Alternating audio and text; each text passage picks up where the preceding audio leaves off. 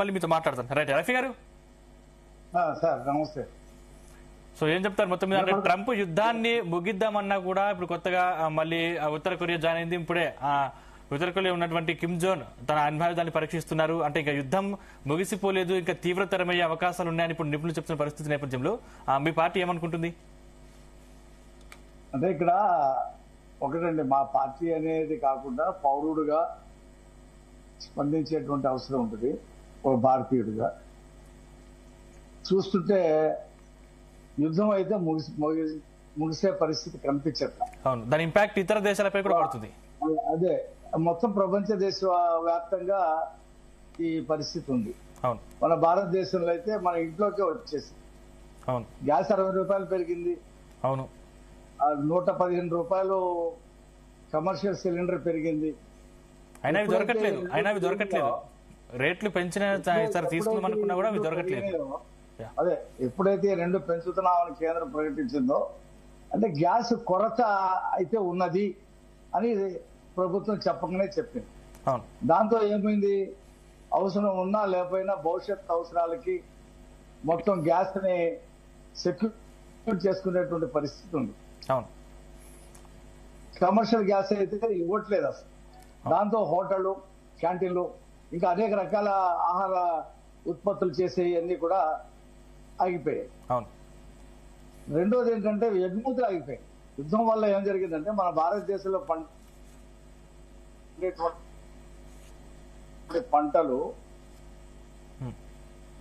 ఉత్పత్తులు అన్ని కొట్టాలకి వెళ్ళేటువంటి ఎగుమతులు రైతాంగం, పరిశ్రమదారులు, ఉత్పత్తిదారులు చాలా ఇబ్బందులు పడతా ఉన్నారు. ఈ యుద్ధం ఇలాగే గనక కొనసాగితే మన భారతదేశంలో కూడా ఆర్థిక సంక్షోభం వచ్చే పరిస్థితి ఉంది.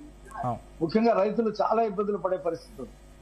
నేను ఎక్కడో చదివాను, సింగరేణి కాలరీస్ లో 10 లక్షల లీటర్ల డీజిల్ కావాలి.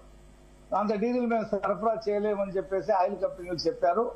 కాబట్టి సింగరేణి కాలరీస్ లో బొగ్గు ఉత్పత్తిని మేము ఆపేస్తామని చెప్పేసి వాళ్ళు మాట్లాడటం నేను చూశాను. అంటే అన్ని రకాల పరిశ్రమలు, ఉత్పత్తులు కనుక ఆగిపోతే, అలాగే ఏదైతే రైతులకు ఉపయోగపడేటువంటి ఎరువులు, ఆ ఉత్పత్తులు ఆగిపోతే అన్ని రకాల సంక్షోభం. ఇప్పుడు ప్రభుత్వం ఏం చెప్పింది, పెట్రోలు డీజిల్ 70 రోజుల వరకు మనకి ఉందని చెప్పేసి. ట్రంప్ ఏమంటున్నాడు, ఓ పక్కన సెప్టెంబర్ దాకా యుద్ధం కొనసాగుద్ది అంటాడు.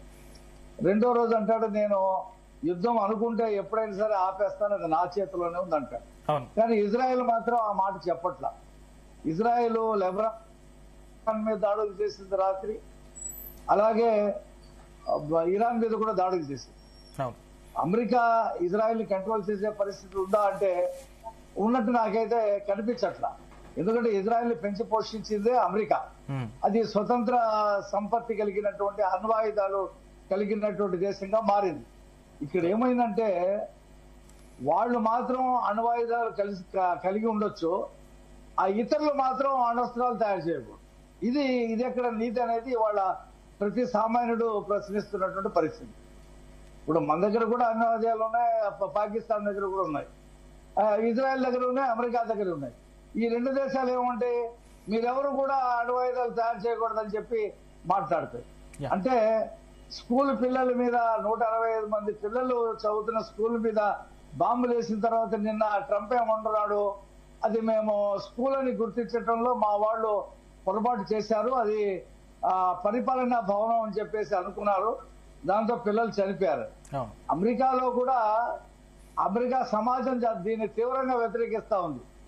తాత్కాలికంగా సెనెట్ లో ట్రంప్ కొన్ని ఓట్లతో అతని వైఖరిని నెగ్గినా అక్కడ ప్రతిపక్షంలో ఉండే డెమోక్రటిక్స్ అందరూ కూడా వ్యతిరేకిస్తా ఉన్నారు. కమలా హారిస్ ఓపెన్ గా బయటకు వచ్చి ఈ యుద్ధాన్ని అసలు ఎందుకు యుద్ధం చేస్తున్నారు, అమెరికా ప్రయోజనాలకి యుద్ధానికి సంబంధం ఉంది, అమెరికాకి నష్టమే, కాబట్టి ఈ యుద్ధం వల్ల అమెరికాకి వనగూడింది ఏంటి, మన పెత్తనం ఉందని చెప్పి చాటి చెప్పడానికి యుద్ధమా ఏంటి, అసలు ఈ యుద్ధం వల్ల అమెరికా సాధిస్తున్నది ఏంటి, ఇప్పటికే చాలా మంది అమెరికన్ సైనికులు చనిపోయారు అనేటువంటి ఒక మాట మాట్లాడిందామా. అదే మాట అమెరికా సమాజం మొత్తం కూడా మాట్లాడుతూ ఉంది. ట్రంప్ కి ఇంట బయట లోపల అమెరికాలో వ్యతిరేకత వస్తుంది, అతను రిఫరెండం ఎదుర్కోవాల్సిన పరిస్థితి ఉంది. కొద్ది నెలల్లోనే ప్రజలు తీవ్రంగా వ్యతిరేకించే పరిస్థితి అని చెప్పేసి వైట్ హౌస్ వాళ్ళు అక్కడ ఉండేటువంటి సలహాదారులు అతనికి చెప్తా ఉన్నారు. కానీ మేకపోతు గంభీరం లాగా నేను యుద్ధం చేస్తానంటాడు, ఒక పక్కన నేను ఆపేస్తానంటాడు. కాబట్టి ఈ చూస్తుంటే అమెరికా చేతిలో ఇజ్రాయెల్ లేదు, ఇజ్రాయెల్ మాత్రం యుద్ధం కొనసాగించే పరిస్థితి ఉంది. సేమ్ టైం ఇరాన్ కూడా ప్రతీకారం తీసుకుంటానని చెప్పేసి ప్రకటన చేశాడు ఇవాళ ఉన్నటువంటి నూతనంగా వచ్చినటువంటి నాయకుడు. కాబట్టి ఆ ప్రతీకారం తీర్చుకోవటం ఎక్కడ తీర్చుకుంటాడైనా అమెరికా మీద తీర్చుకోలేడు. అమెరికా చాలా దూరంలో ఉంది, అనేక సంవత్సరాలు దాటి అమెరికా స్థావరాలు ఎక్కడైతే ఈ గల్ఫ్ దేశాలు పశ్చిమాసియా దేశాల్లో ఉన్నాయో వాటి మీద తీర్చుకుంటానంటాడు. దాంతో ఏమవుతుంది, అది భారతీయులకు చాలా ఇబ్బంది పడేటువంటి పరిస్థితి. 1 కోటి మంది భారతీయులు ఈ 15 దేశాల్లో పనిచేస్తా ఉన్నారు. వాళ్ళందరూ ఇండియాకి రావాలంటే ఫ్లైట్స్ లేవు, మనమే పంపిస్తా ఉన్నాం. అక్కడ ఎప్పుడు ఏ ఇంటి మీద బాంబు పడుతుందో, ఏ పరిశ్రమ మీద బాంబు పడుతుందో, అమెరికాకి సంబంధించినటువంటి ఏ హోటల్ మీద బాంబు పడుతుందో తెలియని పరిస్థితిలో 1 కోటి మంది భారతీయులు బిక్కుబిక్కుమని బతికేటువంటి పరిస్థితి ఇవాళ పశ్చిమాసియా దేశాల్లో ఉంది.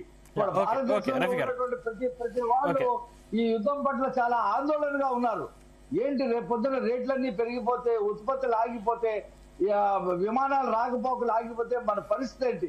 ఇవాళ గ్యాస్ దొరకట్లేదు అంటున్నారు, రేపొద్దున పెట్రోల్ దొరకదంటారు, డీజిల్ దొరకదంటారు. ఈ రవాణా ఆగిపోతే ఈ ఉత్పత్తులు ఎలాగా, ఈ పంపిణీ ఎలాగా చాలా ఆందోళన ఉంది. మా పార్టీ కూడా తీవ్రంగా ఈ యుద్ధాన్ని వ్యతిరేకిస్తా ఉంది.